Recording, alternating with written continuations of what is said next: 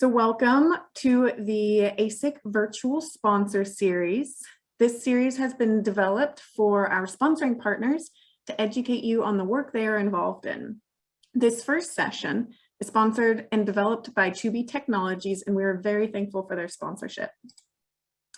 To get us started, I wanted to review a few housekeeping notes to make sure everybody's on the same page.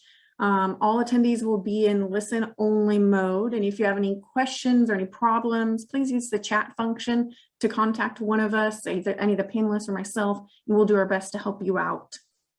Additionally, if you have questions, as Hayden mentioned, it would be great if you could type them into that Q&A box at the bottom of your screen, and he will be asking those questions of Jessa at the very end of the session. If you can address all of your questions to all attendees, everyone, that would be greatly appreciated so we can all see your notes and any chatter that you have. It's great to see people talking back and forth here. And finally, this meeting is being recorded and Hayden and Jessa will be able to share that with you at the end of this session. So yes, please keep sharing your name and affiliation in the chat box so that we know who you are and where you're from, so that we have a better idea of who we're talking with today. But without further ado, I'd like to introduce Jessa Ellenberg, who is the Director of Educational Outreach at 2B Technologies. She earned a degree in civil engineering at the University of Colorado and spent 6 years in bridge design. Thereafter, she joined 2B Technologies in 2009 to follow her passion for educating youth about air pollution and climate change. She has assisted in the creation of a number of educational projects using air pollution monitors in schools and communities, including Global Ozone GEO3 projects and AQ-TREX. And today she is going to be talking with you about AQ-Sync. So without further ado, I will let her take it away. Hello and welcome. We are very grateful to all of you for giving us your time today. I want to give a big thank you to Sandra Hall for all of her work organizing this webinar. We are very excited to tell you about our newest product, the AQ-Sync. In this webinar, we will talk about the evolution of the AQ-Sync, its components, and some of its uses. You will also be hearing from Michael Ogletree from the City of Denver about our partnerships and pilot programs.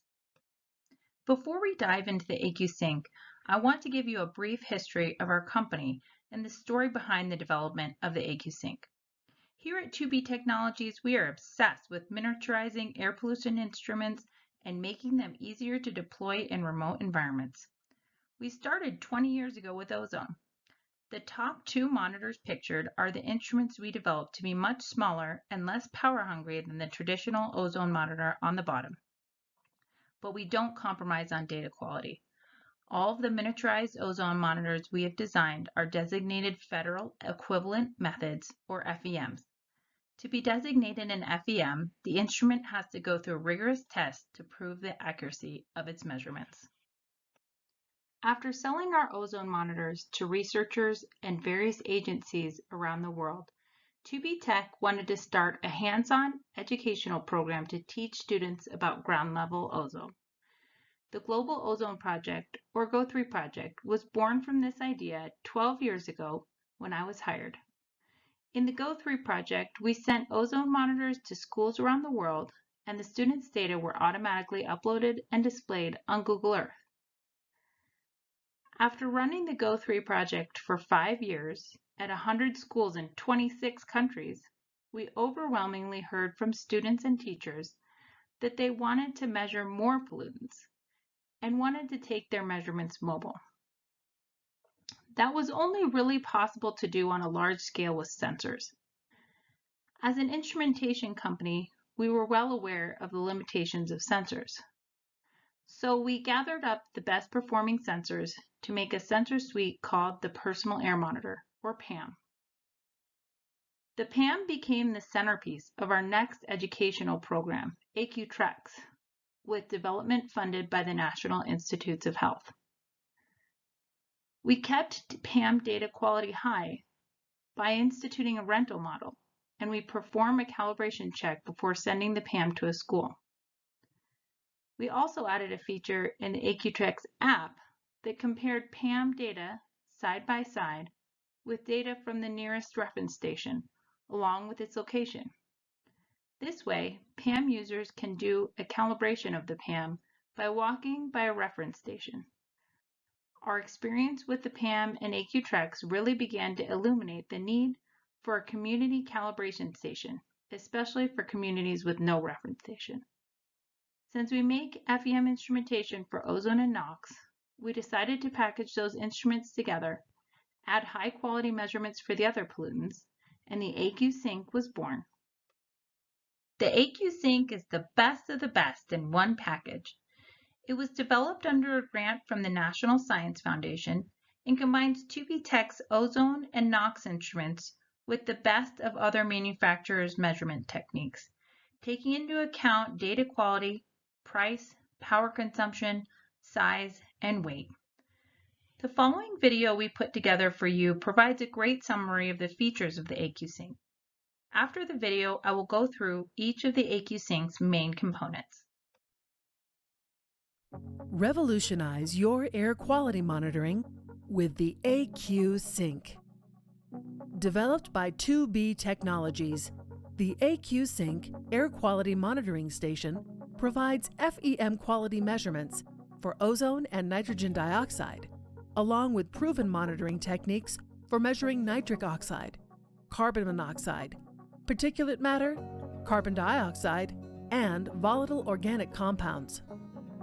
The AQ Sync also provides measurements of meteorological parameters such as temperature, atmospheric pressure, relative humidity, wind speed, and wind direction. The AQ Sync brings together the best of the best instruments and sensors in the most compact, affordable, power-stingy air monitoring station available on the market today. Data are uploaded to the cloud using either cellular or Wi-Fi for easy access from anywhere in the world.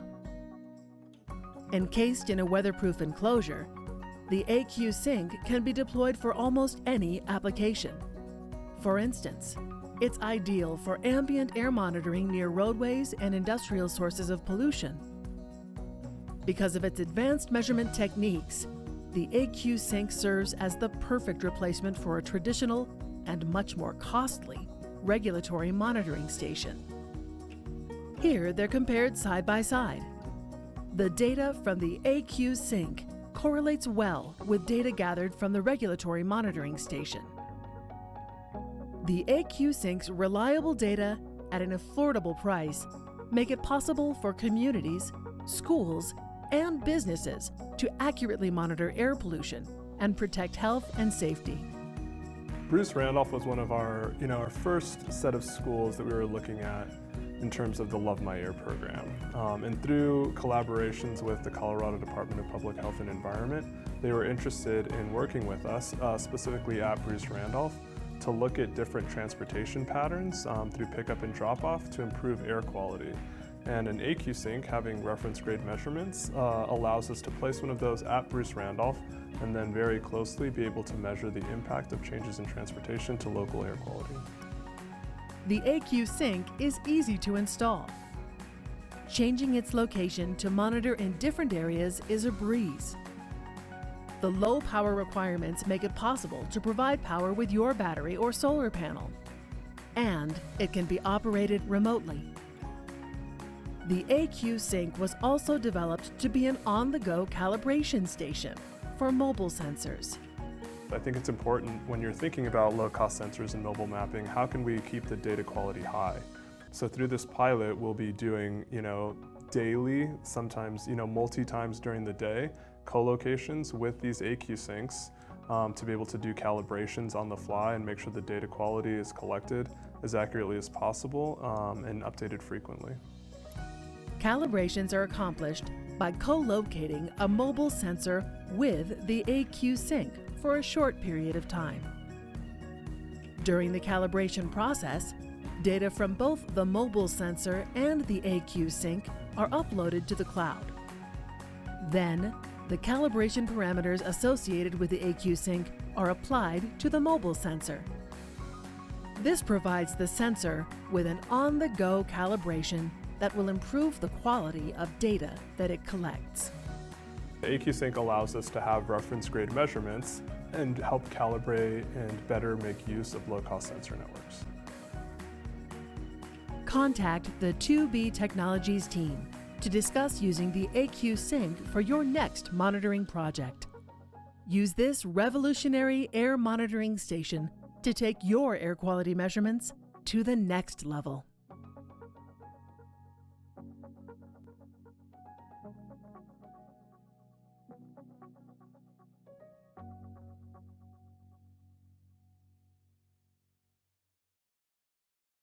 Out of many, one. Let's briefly go over the components we chose for the AQ-Sync. Ozone is measured using a 2B Tech FEM ozone monitor and uses the fundamental principle of UV light absorption. Nitrogen dioxide is measured using a 2B Tech FEM direct measurement of NO2 by absorbance. Nitric oxide is measured by converting NO to NO2, and the converted NO2 is measured by direct absorbance. We use the MET1 AQ Mass Profiler for particulate measurements. The AQ Mass Profiler is an optical particle counter that detects single particles between 0.3 and 10 microns in diameter. Aerosols are sampled into the profiler through a total suspended particulates inlet, which is heated during periods of high humidity. We chose the PP Systems CO2 gas analyzer to measure CO2, which uses the measurement principle of non-dispersive infrared absorbance, or NDIR. Carbon monoxide is measured using an AlphaSense electrochemical sensor. Temperature, relative humidity, pressure, and wind speed and direction are measured with an RM Young weather station. Winds are measured using a 2D sonic anemometer. That completes the major components of the AQ-Sync. We continue to evaluate other additions to the AQ-Sync, including a total VOC measurement. With its high-quality measurements, the AQ-Sync is perfect for countries or U.S. locations that don't have a regulatory site. The AQ-Sync can also provide anchoring measurements for sensor networks by serving as a calibration station. The AQ-Sync can also be used as a walk-by, drive-by, or park-by calibration station. We are currently collaborating with the City of Denver to evaluate the use of the AQ-Syncs as a calibration station for PAMs installed on trash trucks. In the pictures, you can see the PAM mounted to the trash truck and the AQ-Sync installed at the trash truck parking location. While parked, the data from the AQ-Sync are used to calibrate data from the PAM in the cloud. You can barely make out the driver in that picture, but it's Donnie Cruz, the operations manager for the City of Denver. I'd like to take a moment to give him a huge thank you. In person, I would have requested a round of applause. None of this work would be possible without his support and assistance.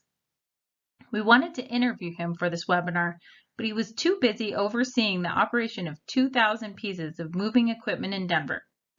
Hopefully at some point you can hear his perspective on supporting mobile monitoring on city fleets. Next, you will hear more from Michael Ogletree about this pilot project and other projects using the AQ-Sync in Denver.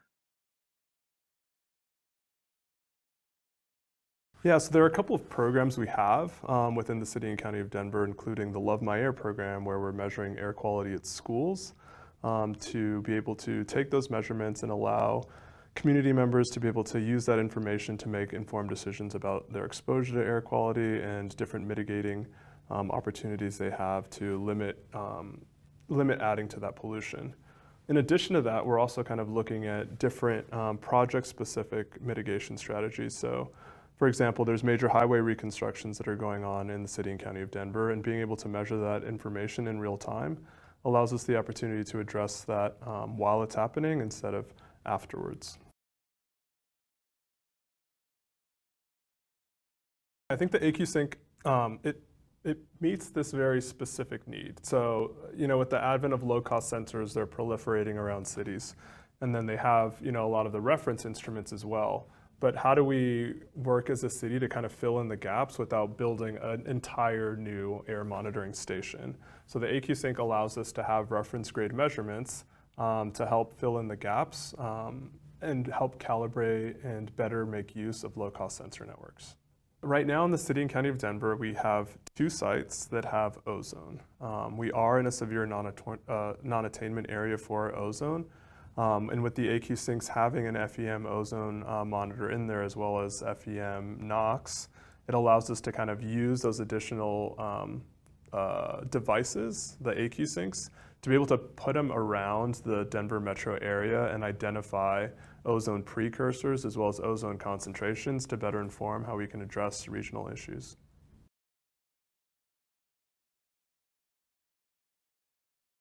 Having the opportunity to pilot some of the mobile mapping here in Denver allowed us to think through a good amount of strategies for filling in the gaps where stationary sites such as sensors or reference or other AQ Sinks may not be able to meet all of these, right? So kind of looking at how can we fill in the gaps and maybe sometimes even in disproportionately impacted or environmental justice communities.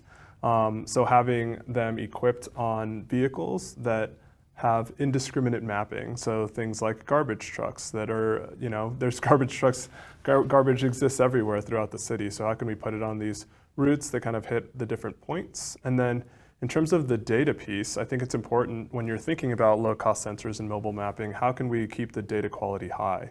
So through this pilot, we'll be doing, daily, sometimes, multi-times during the day, co-locations with these AQ Sinks to be able to do calibrations on the fly and make sure the data quality is collected as accurately as possible and updated frequently.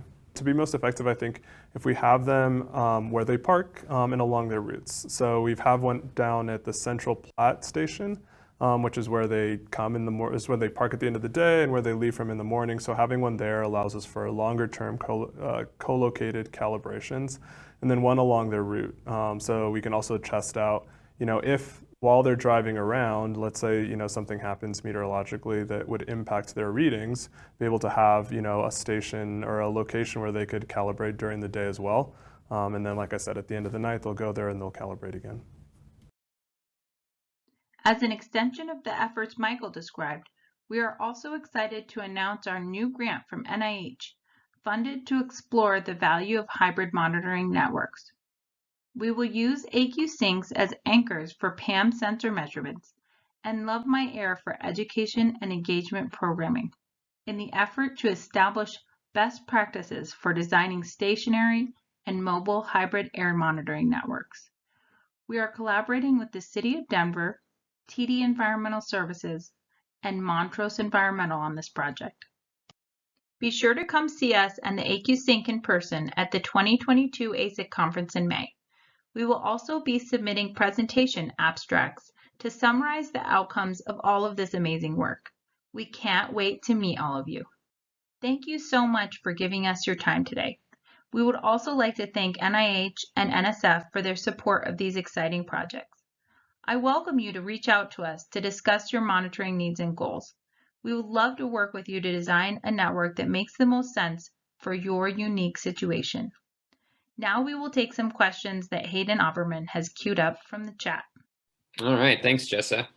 Great presentation. So my name's Hayden. I am the outside sales and marketing manager for 2B Technologies, and I'll kind of get the questions started. So first one, Jessa, is going to be about some calibration requirements. Are you able to kind of discuss in a little bit more detail, some of the frequency of calibration for different measurement modules in the AQ Sync? Yeah, so there are a couple different calibration options for the AQ Sync.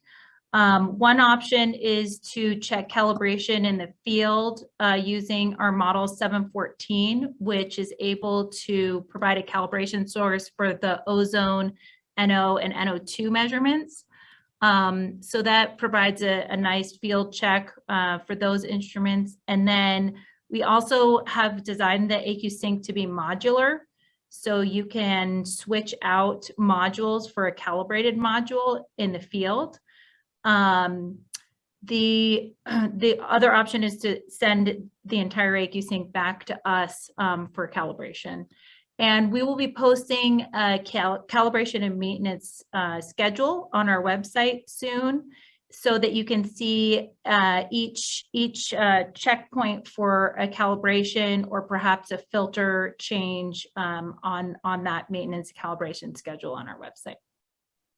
Perfect. And then are you able to talk about, kind of using a portable calibration source for the AQ Sync versus, potentially like a cylinder of gas? That seems to be a pretty popular question we're getting in the chat.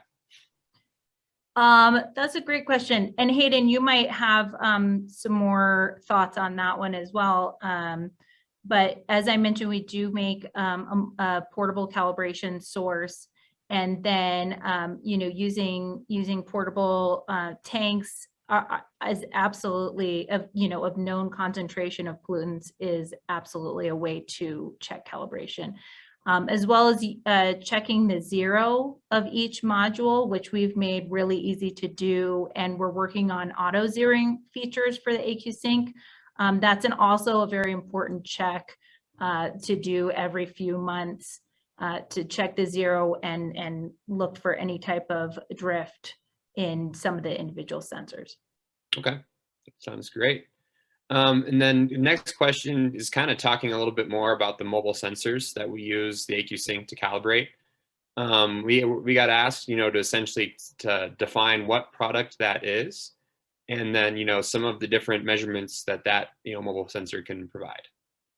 Yeah, so that's the personal air monitor, or PAM. And right now it can measure CO2, particulates, mostly PM 2.5. It uses the Plantower PM sensor. And then we also just added the ability for it to measure NO2. So that is called out in more detail also on our website. And once I'm done answering some questions, I'll post some links in the chat that you all can check out. Perfect. That sounds great.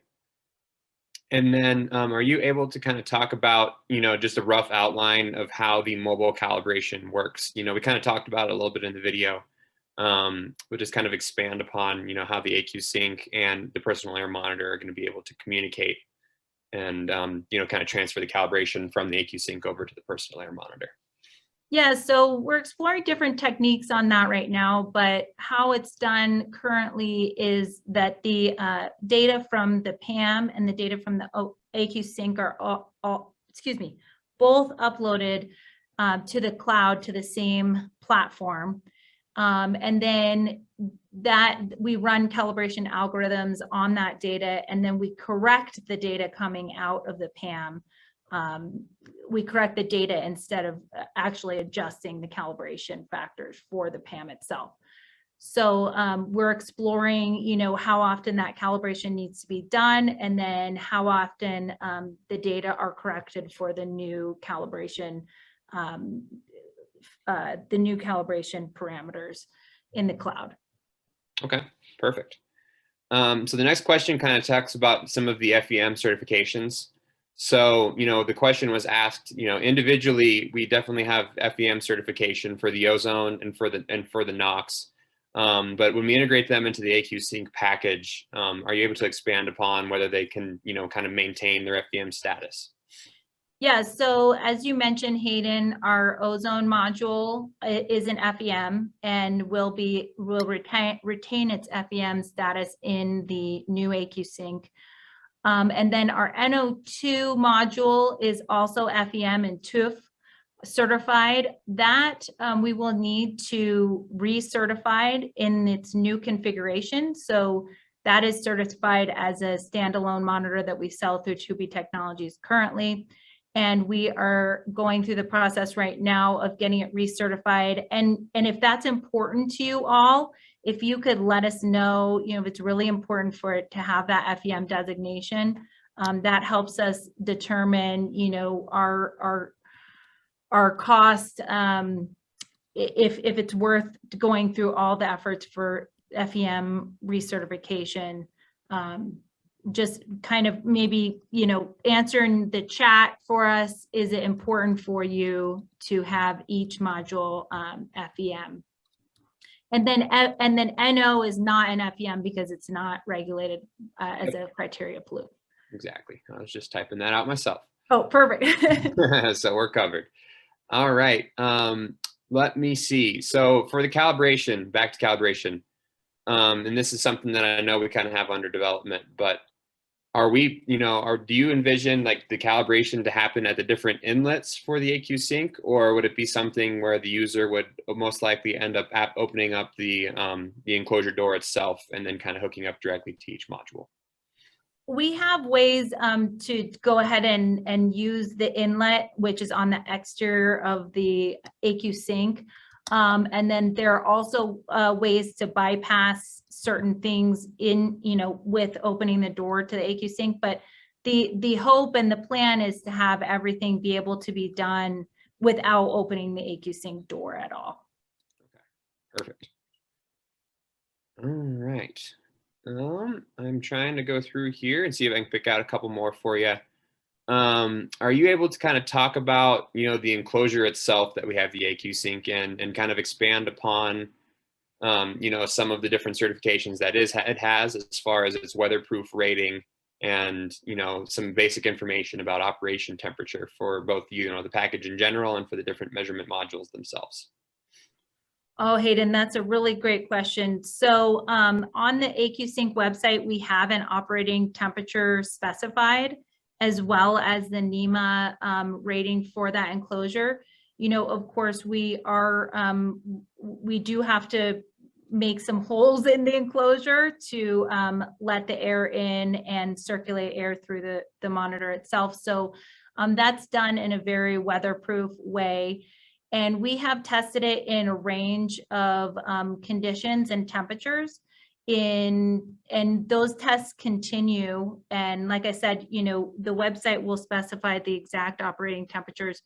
But we've tested it down to extremely cold and then up to extremely hot and humid. So that will also sort of depend on your particular situation. So that's something that we would really want to talk through with you, depending on your location, and look at the use of a solar shield if necessary, and other mitigating factors for temperature. But in general, it is designed to operate in all sorts of temperatures and humidities. Yeah. Hayden, do you have anything? Oh, I think maybe we lost. Oh, Hayden, do you have anything to add to that?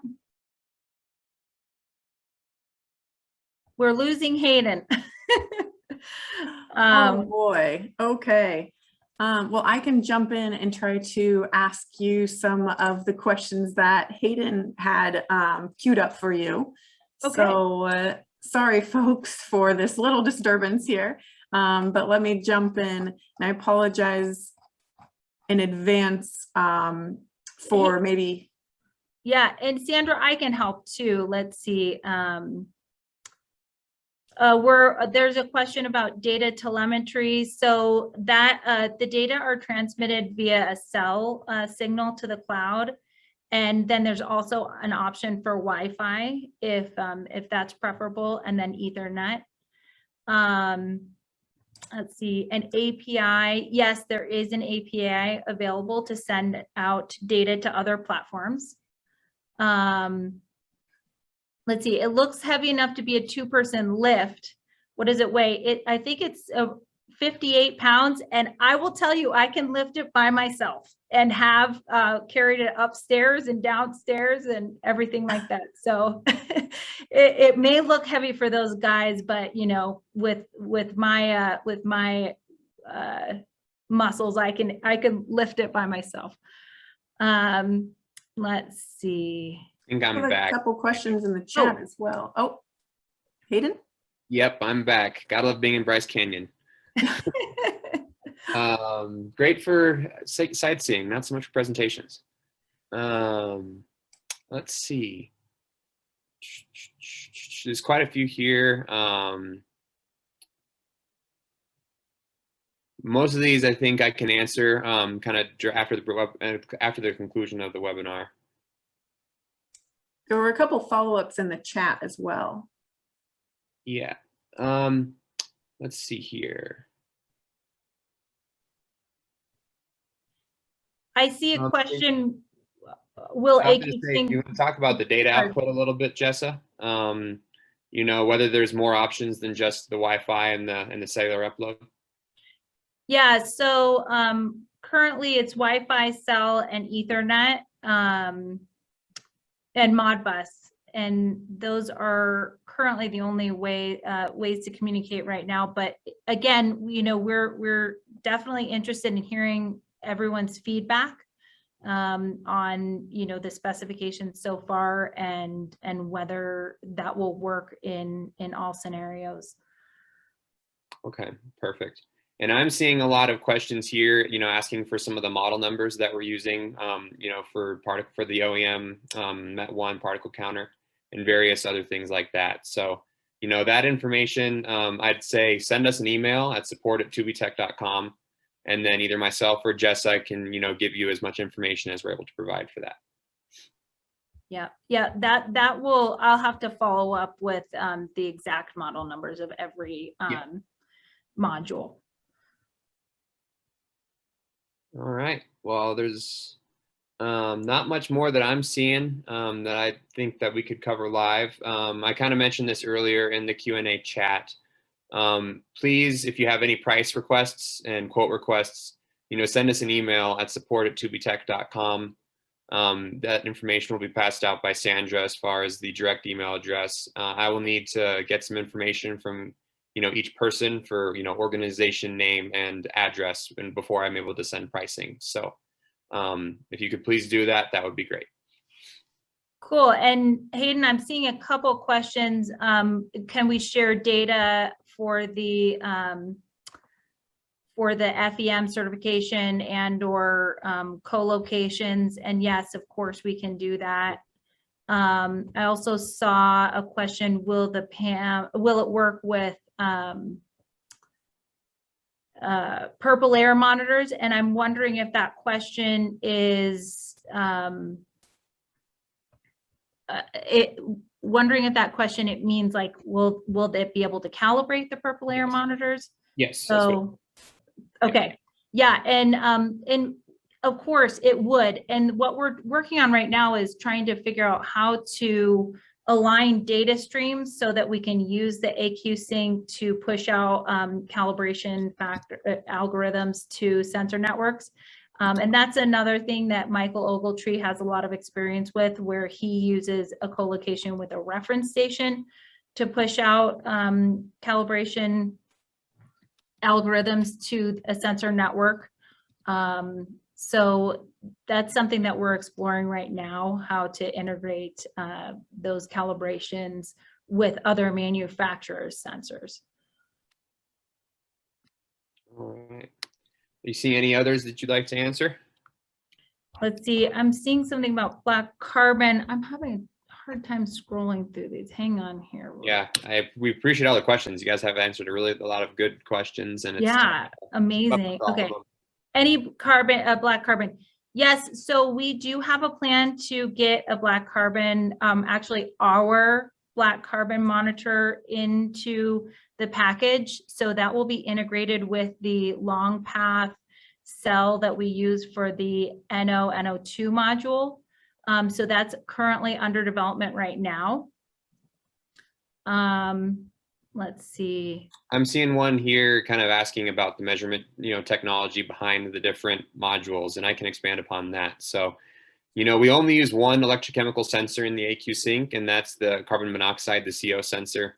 And we only use that, because that particular sensor that we chose is, been verified through various, like reports such as the AQ Spec by South Coast to be very reliable and accurate. The idea behind the AQ Sync was to get away from low-cost sensors and come up with one package where we could put, highly accurate instrumentation that's based off of very proven measurement techniques into one package. So the UV absorption technique is used for ozone. Direct absorbance of NO2 with a 405 nanometer light source is used for the NO and for the for the NO2 and for the NO, where we convert the NO up to NO2 for that measurement.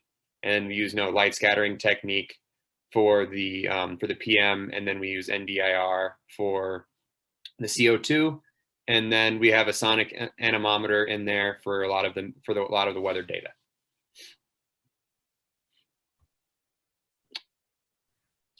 let's see, I'm seeing, is there a solar panel option, power option? Yes, we are currently testing the solar power option. In order for that to work, you kind of have to play a delicate balance of powering certain modules at certain times. So that's what we're working on right now, and hope to have that rolled out in the next few weeks, where we will provide recommendations for the solar power panel itself and then the battery backup systems. And then there's a question from Aaron about the PAM data and the correction. So the data correction for the PAM based on the AQ Sync data, that is a very flexible system. And of course, raw PAM data is always available to users. So that correction and that algorithm could also be something that is developed by you yourself and you want to use for that correction. So that's a very flexible system, and really, has to do with how the database is set up and how the data is coming in. So, if that's something that you're interested in doing, I would love to talk more about how we could do that, and give you access to all the raw data so that you can apply your own correction factors. All right. And we got asked about, white papers with published data, and we want to kind of stress this is the launch of the AQ Sync right now. This is a product that we've been developing for a couple of years now. And, this webinar plus, a conference in Bryce Canyon that I'm currently at are serving as our official launches for the product itself.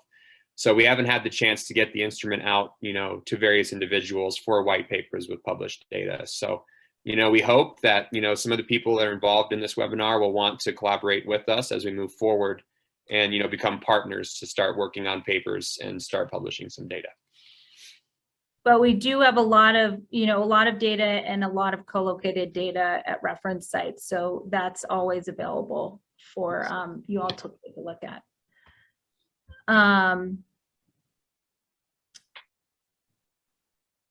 And then there's a question wondering if there's kind of a pared down version available with only NO, NO2, and PM.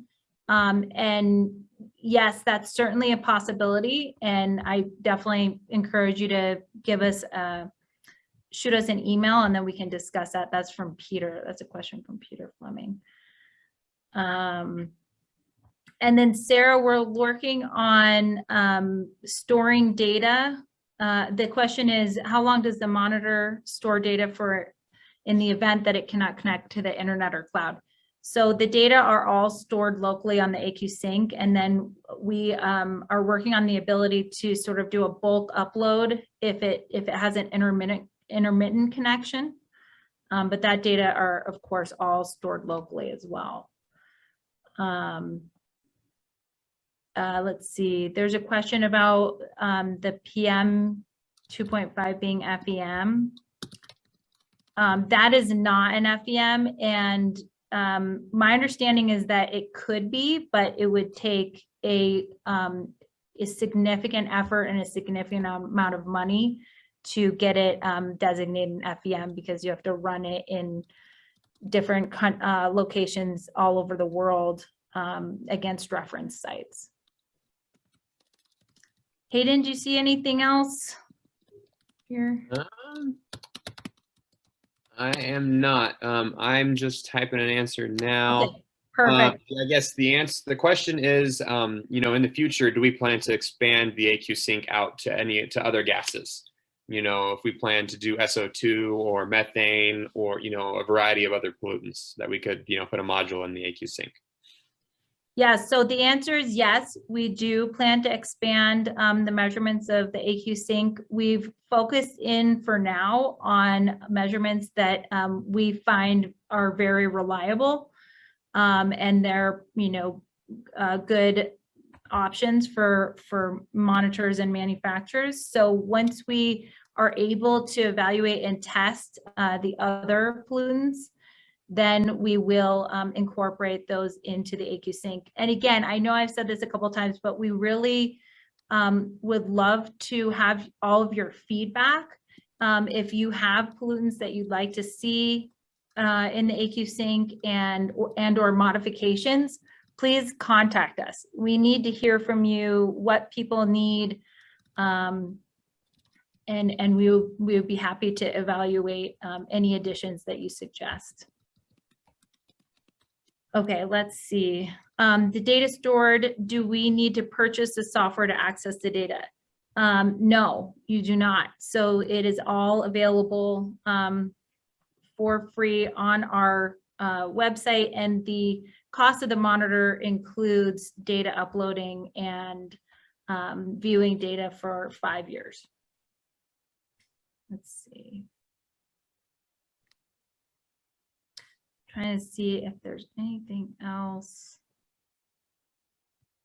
I'm only in the Q&A, I'm not in the chat. So if you have a question in the chat, if you can move it over to Q&A, that would be awesome. And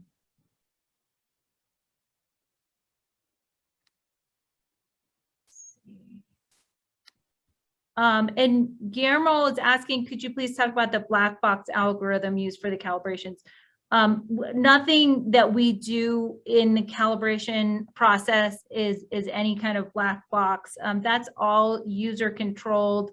And then the calibrations of the AQ Sync itself are very straightforward, you know, using specified concentrations of gases. So any calibration that happens between the AQ Sync and sensors, that is all controlled by you, where you can compare data from the sensors and data from this AQ Sync side by side and decide how you would like to adjust sensor data based on that calibration. That's correct. Are you able to speak about some of the different humidity conditions that we could use? That is the AQ Sync able to be used in, you know, a high humid environment as well as, you know, somewhere that's relatively dry? Yeah, so we've tested the AQ Sync in very humid environments, and it performs really well in humid environments. One of the main concerns in a humid environment is the particulate measurement, which is very sensitive to humidity, and we use a temperature control and humidity control for that particulate inlet. So that helps with the humidity effects. And then as far as temperature and humidity, I am seeing some questions about FEM and the temperature range that it's certified for. And Hayden, can you talk a little bit about that temperature range and some of our thoughts for the future? Yeah, so the measurement right now, the temperature range is just from 20 to 30 degrees Celsius for both the ozone and for the NO2. And we have plans in the future to try to expand this range, you know, as wide as it possibly can go. Some of our other ozone monitors are, you know, in the range of about 5 to 40 degrees Celsius. And I think that's about where we're going to settle for, you know, trying to get the AQ Sync for both the ozone and for the NO2. Great. And I'm seeing kind of a fun question from an anonymous attendee. How did 2B Tech get its name? That is a great question. So 2B Tech was formed by two people with the last name Burks and Bollinger. So that's the two Bs. So that's kind of a fun one.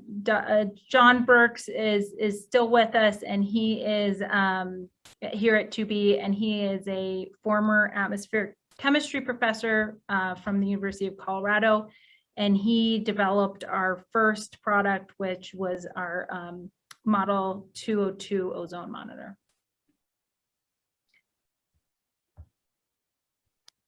Okay, let's see. All right, I'm just marking some of these as done. Got that one taken care of. Okay, so Sarah, the City of Denver, that's a really good question. When did the project with the City of Denver start? And do you know if they've published any findings so far? So they have done so much work with sensors and sensor networks. And I know they've published some papers on that.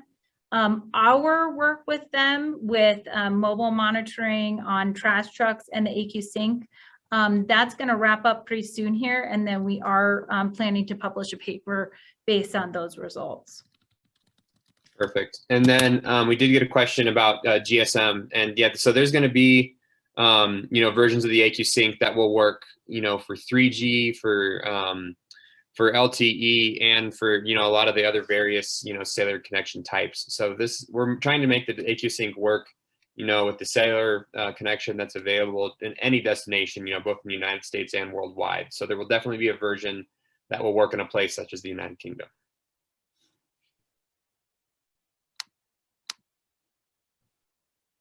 Okay, let's see. And we're seeing some comments, maybe including TVOCs and formaldehyde.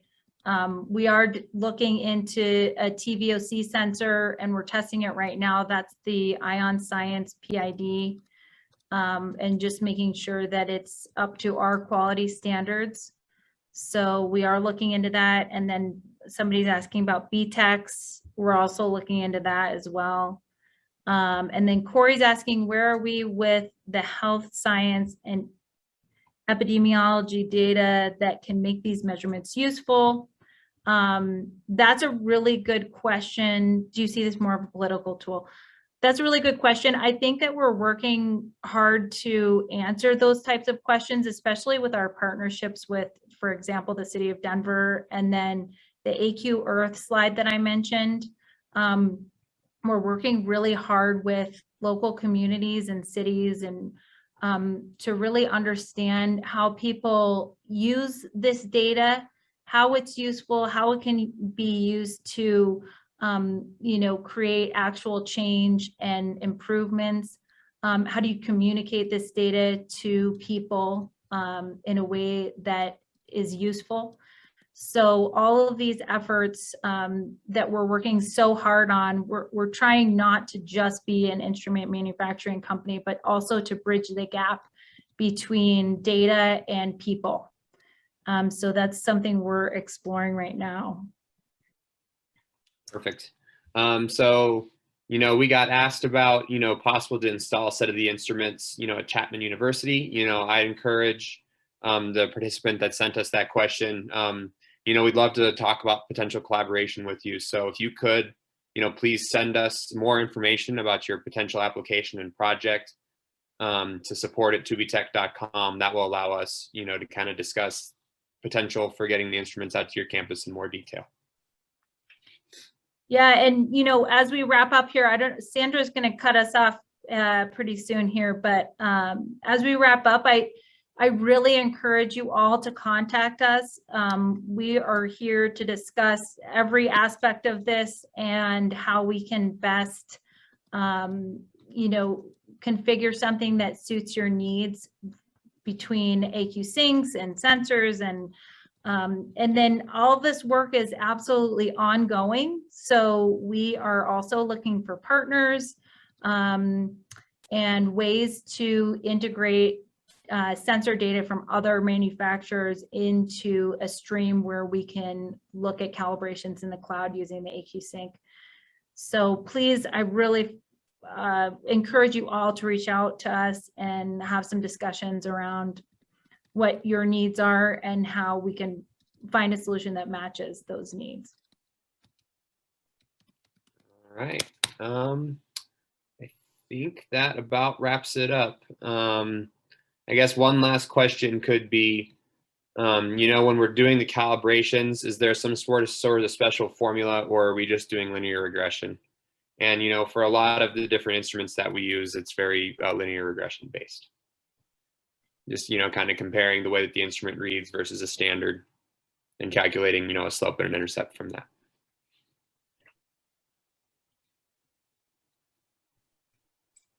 Great. Well, thank you so much. These have been some wonderful questions that you've thrown out here. So thank you everybody for being active participants and sharing your questions and asking them of Hayden and Jessa. And thank you, Hayden and Jessa, for giving a great presentation on AQ Sync and educating us all. We are very happy to have you here. Thank you. This concludes our first ASIC virtual sponsor series. So this presentation has been recorded, so we'll be sharing that with Jessa and Hayden, and they will be able to share the recording with you. So please do email them at support@2btech.com. But otherwise, we hope you have a wonderful rest of your day, and look forward to seeing you in our next webinar. Thank you Thanks, so guys. much, everyone, for participating. We appreciate you all. Thank you. Thank We you. appreciate it, guys. Thank you very much. Bye-bye. Thanks for dealing with my Bryce Canyon technical difficulties as well. Absolutely.